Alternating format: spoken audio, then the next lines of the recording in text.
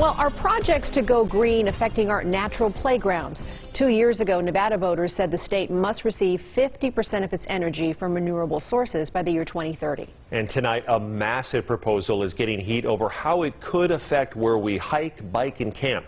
The I-Team's David Charnes takes us there. This is the site of a battle against Battleborn.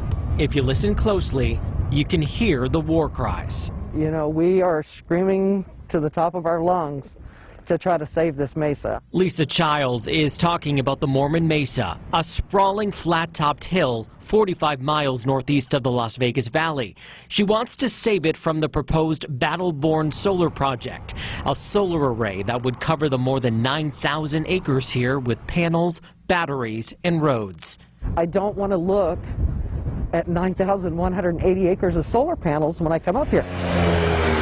Childs took us up on the mesa, showing us why she and thousands of others have vacationed and moved here. Standing here, I'm looking at 3 states. Vanette Christensen is one of those people, too. We've traveled here for years, even before we moved here.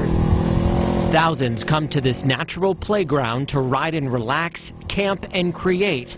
A big draw, the double negative, a piece of art entrenched in the ground. And to lose those things that really benefit our community as a safe playground, we are sad to try and see that happen. But access to all this could be lost if the Bureau of Land Management approves the estimated billion-dollar investment that, if completed, would take up nearly 150 Allegiant stadiums or 2/3 of Manhattan Island. Arevia Power, the company behind this, says the solar arrays, 12 feet tall at their max, would be set back and not visible from below. The argument for big systems is that they're cheap. Dr. Robert Boehm is a distinguished professor of mechanical engineering at UNLV. He says he doesn't know enough to make a determination about the project, but says its location is important, not just to its opponents, but to its stakeholders. The decommissioned Reed Gardner power plant's trunk lines are here, a power artery just waiting to be tapped. I'm not against the renewable energy. I'm just against losing this beauty. Boehm says other options, like putting solar panels on carports or garages, though renewable, are more expensive.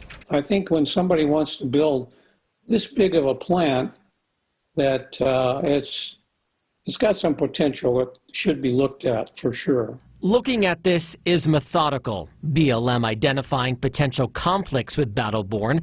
The project is not in one of the agency's solar zones, and right now it's deemed a low priority. But just a stone's throw away in these parts lies the Gemini solar project, also from Arevia, and approved for building on public land. I don't believe public lands were ever intended to be solar farms or any type of industry. They were meant to be public lands for the public to enjoy. The battle over Battleborn is just beginning.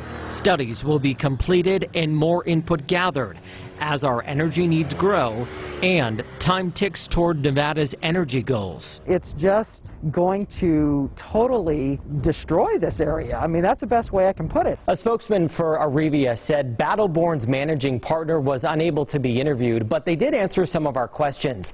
They tell the I-Team they estimate the project would create 2,600 jobs and provide the daytime energy needs of 500,000 homes. But as you heard, neighbors fear building it would decimate the Moapa Valley's recreation-based economy, as the benefits of green energy are weighed against building one. I'm David Charnes, 8 News Now.